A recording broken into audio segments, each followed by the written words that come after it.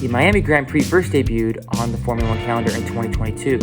It's often referred to as the Miami International Autodrome, which is a semi-permanent street circuit which takes place in a parking lot near the Hard Rock Stadium, which is home to the Miami Dolphins. This 5.41 kilometer circuit contains 19 corners, 3 straights, and 3 DRS zones.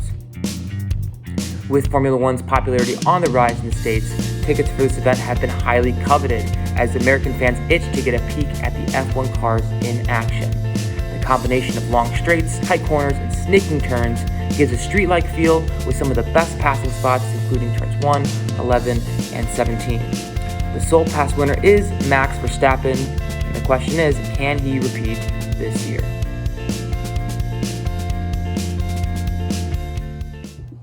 Hello friends, hope you guys are doing well. We had a really big gap in between the past couple races, but really only just a 1 week, boom, boom, boom, we're ready to go for the next race here in Miami, in my home country of the USA. Wish I was fortunate enough to be blessed with the funds to do such an adventure to go down to Miami. That'd be so fun, but unfortunately it's very expensive. And I hope that F1 tickets get a little bit more reasonable in the future, so I can do that. But let's talk about practice, let's talk about qualifications, and then of course we'll get into the race. First thing, starting off in free practice 1, Hulkenberg hits the barrier, Nick DeVries spins it. Russell was looking pretty good on the first day. Mercedes looked good. You're like, wow, Mercedes is going to have such a good day. You know, they're going to do so well this weekend. And then we kind of get to free practice 2. Leclerc hits the barrier. That's not the only time he's going to spin out here. Magnussen, Haas looking really good and spins it. Anyway, Verstappen's complaining about his headrest. I'm like, dude, man, that's first world problems, man. Other teams have much more problems than just their headrest, buddy. But the funniest moment I find in the free practices was Fernando Alonso coming up on his old team of Alpine, and he's getting held up, and he's like, I'm trying to have a fast lap here, and you know what, these Alpines are giving me a hard time, and you know what, this is their moment to shine, free practice, and basically alluding to the fact that they don't really compete in the actual race. But I thought that to be quite comical. It's always fun when you can have a little bit of drama. Verstappen was the fastest on day 2 and in free practice 3 as well. Ferrari did look good in free practice 2. Norris even was up there, made some adjustments. And then we see that the turn 17 hairpin was a little bit tricky for some guys, and the temperatures maybe not giving them the easiest time. Russell struggled on pace the third practice, and Aston Martin kind of looked a little So getting into the qualifications, a lot of the common people leading and kind of up there were not maybe where they wanted to be. And so it was kind of interesting, and we did end up with some eventful qualification deets. So Hamilton hits the wall pretty early. Haas continues to look very, very good in their home race. And you could see that Lando maybe's up there a little bit, and then he doesn't really capitalize on his gains that he maybe made in practice, and so he didn't really qualify that well. Mercedes really struggled, though. I really thought after Q1 and Q2 that they were both in the window to probably be out of even get into Q2, and then very last minute or so they bumped up and made it, and then they ended up not working out for them, maybe as they wished. Stroll misses Q2, Hamilton misses Q3. Alpines are looking a little cute, despite what Fernando says. Magnussen shows up. It's super cool to see Haas up there a little bit, especially, this race means a lot with their sponsors and all that jazz. And so hopefully they can come out with a good result tomorrow. Leclerc ends up spinning it. We have pretty much a lot of people jumbled around. We're in the last stage of qualifying in Q3. And then, very untimely, Leclerc spins it. Same exact turn that he spun it earlier this weekend, and that he actually hit the wall and caused a red flag. So I'm sure he's really frustrated. He's really not doing all that hot as of recently, and so tough weekend for him thus far, and this kind of left some people out to dry. We'll talk about that once we get into the results. So let's get into it. I'll throw it up on the screen. And so you guys should see on the screen that we have Perez kind of getting first, but then you're like, wait a second. Where is his buddy Verstappen? Yeah, usually they're like a 1-2 punch here, but it's looking like Verstappen kind of got caught out. And the red really did not help him. It kind of cut him off of a minute and 30 seconds. He maybe had to climb up a little bit higher up. So he ended up with 9th. I don't know if that's because of his chair or what, his seat, right? And I'm kidding. But Fernando actually ended up getting 2nd, despite maybe Aston Martin looking a little sketchy earlier this weekend. It was encouraging to see him up there. Sainz in 3rd, Leclerc in 7th, despite his red. And as I mentioned, Magnussen is cool to see him up there. Gasly and the Alpines, as I mentioned, looking cute. Him and Ocon in the top 10. That's awesome to see. We see that Russell did crack the top 10, but then we see Hamilton missed that, unfortunately. So they'll be kind of spread out on the start. And then as we work our way down, it's kind of the normal contenders. I think the only outliers I really see are Stroll in 18th, and then you really just hope Hulkenberg can maybe realize his potential that he has, because Magnussen and even Hulkenberg showed pace earlier this weekend, and so I think he can maybe be a climber as well. And so I think we're in for a pretty interesting race. I watched last year's race, and a lot of people complained there wasn't all that much action. And I hope there's a little bit more action, and it's seeming that the temperatures may be a little cooler than they anticipate, so maybe that brings some strategy into play. It looked like in free practice people were messing around with soft tires, trying to get a feel for those. And so I think really it's going to be fun to see Verstappen maybe climb up a little bit for about 10 or so laps, right? Hopefully they can make it interesting for us. But I think it'll be interesting to see Haas in the mix, like a new name kind of thrown in the pool here, and maybe seeing the Alpines wine and dine with the best of them. So hopefully they can give us a race worth watching, as last weekend I didn't find it to be as such. Well, let's get into the race day, and we got a 2:30 race this time. Give me a little bit more sleep. Let's get into it. All right, it's race day. First, we're gonna go off to church. Loafer game is strong with this one. It's hard to see from here, but there's literally one of those huge farming equipment vehicles on the road Sunday morning, making me later to church, which I do not like. Come on, dog. Look at that dude up there. He's just living his best life, huh? 10:20. Everybody's trying to go to church. This homie decides, I'm gonna drive my vehicle on the road. He's turning. Thank you, Lord. Mr. Farmer, I appreciate all you do, but man, you slowed my morning down by like 10 minutes. It's okay though. Thank you for your service. Now onward to church. Noah and I thought that we ought to dress up as if we were going to Miami, chilling on the beach, watching the Grand Prix. And so here is our outfit check for the Miami Grand Prix. Let me know what you think. All right, so we are wrapped up with the Miami Grand Prix. And so let's kind of get into my thoughts on the race.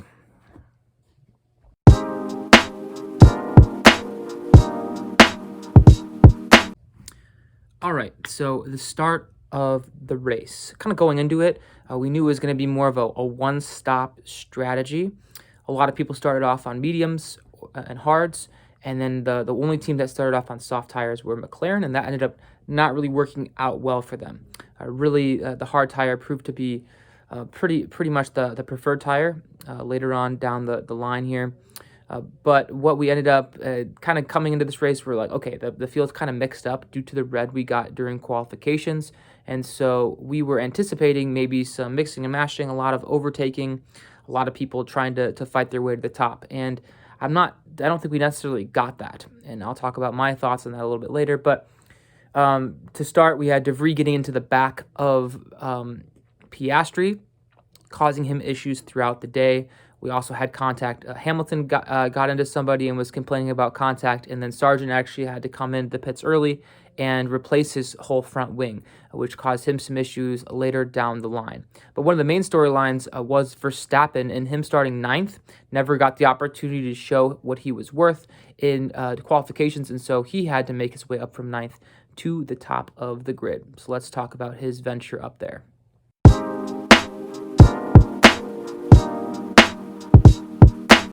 All right, so really the main storyline that coming into the race was Max Verstappen starting off in ninth. We all know he's got the best car in the field. He's one of the most gifted, talented drivers in the field, and he really had a tough run in it. Because of qualifying, he got put in a position where he wasn't able to show what he was worth. And so early in the race, we're like, okay, we know it's kind of inevitable that Max is probably going to make it to the top of the grid, top two parts of the grid, but how hard are people going to make it for him to get to that point? And what we saw was they really didn't make it difficult for him at all. So much so that teams were saying, hey, don't even try to defend. Save your tires. Just don't try to fight him. And, he's so overpowered that don't even try, which is just unfortunate.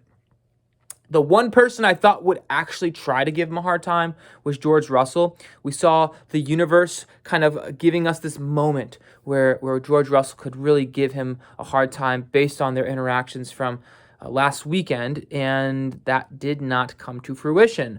And it felt like, one of those movies where, this climax is coming. Man, this is going to be such a great moment, some redemption, and it never ended up happening.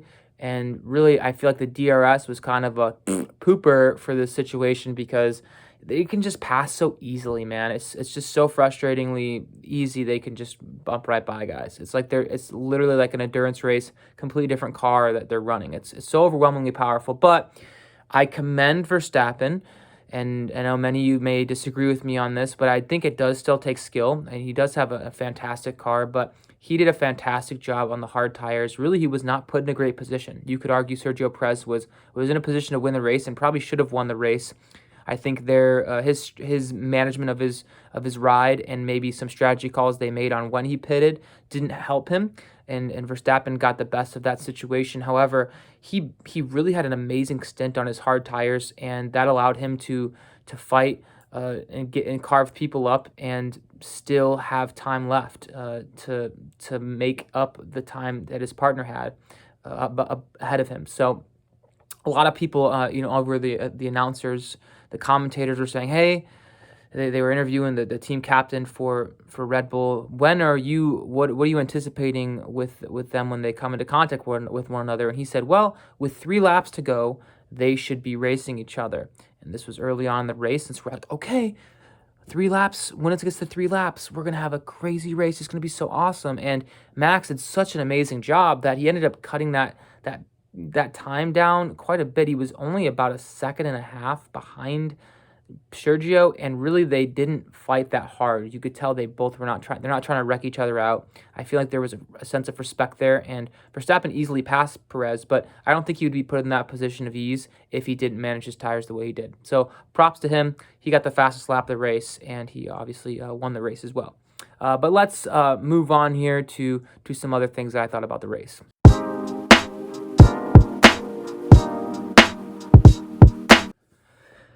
So another eventful thing that happened throughout the race, with all this passing and overtaking, such exciting racing, I had so much time on my hands to notice that there was fake water. I mean, what are we doing with fake water, guys? I mean, come on, we're Formula One. Get some real water in there. Come on. I know one of the proposals was to have it in the actual city of Miami and not in the parking lot of the NFL stadium. And that would probably breed real water in boats and stuff. But what are we doing? Man, what the heck? Get some real water up in there. Anyways, I'm just kidding. Some other funny things that I saw was, firstly, Hamilton was just complaining like he always does, complain. But he pretty much was like, hey, I'm having some issues. Specifically, he was talking about his front wing, I believe, and basically his strategist was like, like, no, you don't have any issues. It must just be the wind, man. So you see gaslighting at its finest with Hamilton, which I thought was funny. Some of these strategists can be really funny. I mean, they may not try to, but they're just like, understood. And we're like, okay, sure, man. You totally understand what's going on. But next, I found funny is that Fernando Alonso had had so much energy that he had to give to defending and to trying to chase people that he didn't have any time for any leisurely activities throughout the race. Not even to watch TV. Oh wait, he did have time to watch TV during the race. Yes, he was looking at the screen when he was turning and was like, "Hey, what place is Stroll fighting for there? That was a good pass in turn one." And it's like, dude, aren't you driving an F1 race, an F1 car, biggest series in the world? Yeah, and he had enough leisure time to look at the screen. So that's when you know it's casual for him. Anyways, I find those things a little bit funny throughout the race. I also found it, I'll say that later. I have something else I want to add. I'll say that later. But let's get into kind of my final thoughts in the results of the race.